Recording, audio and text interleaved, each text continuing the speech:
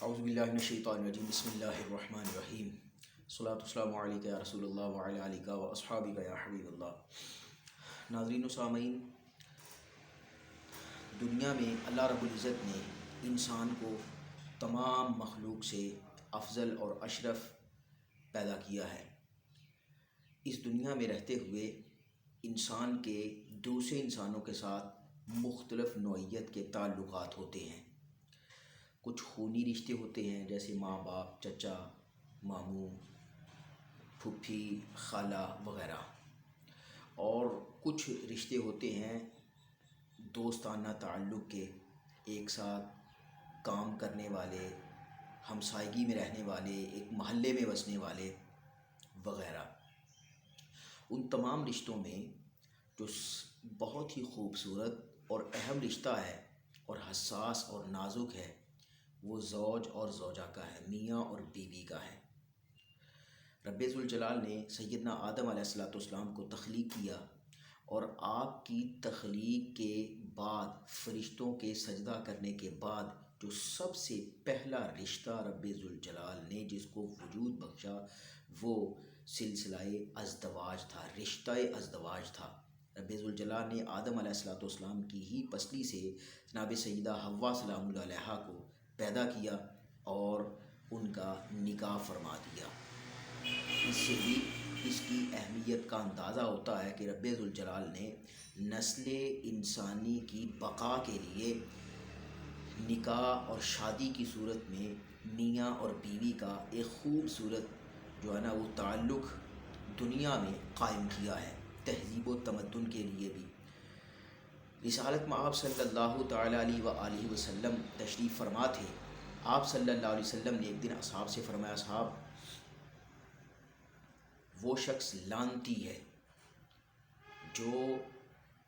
بیوی کے سامنے اس کے شوہر کی اور شوہر کے سامنے اس کی بیوی کی برائی کرتا ہے، اور مزید فرمایا کہ وہ بندہ ہم میں سے نہیں ہے جو میاں اور بیوی کے درمیان اختلاف ڈالتا ہے۔ آپ نے ارشاد فرمایا شیطان اس وقت بڑا خوش ہوتا ہے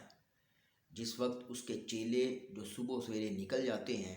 بلکہ چار تانگے عالم میں پھیلے ہوئے ہوتے ہیں، اور کوئی آ کے اسے خبر دیتا ہے کہ میں نے آج میاں اور بیوی کے درمیان جدائی ڈال دی، جھگڑا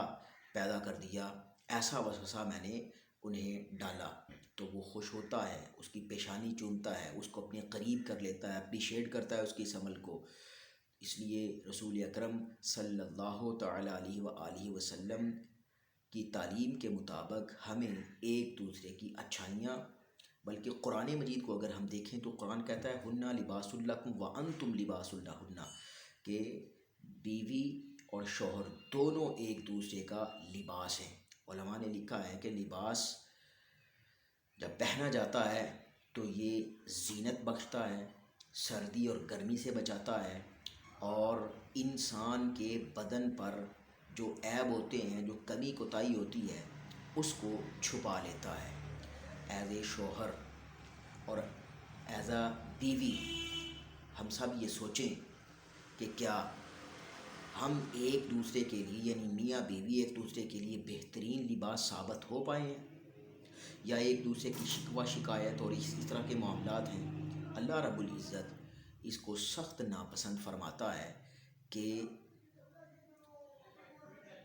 تعلق جو میاں اور بیوی کا ہے اس کے درمیان دراڑ پیدا ہو، اس کی نوبت طلاق تک پہنچ جائے۔ آقا مدینہ علیہ السلام نے ارشاد فرمایا کہ اے معاذ،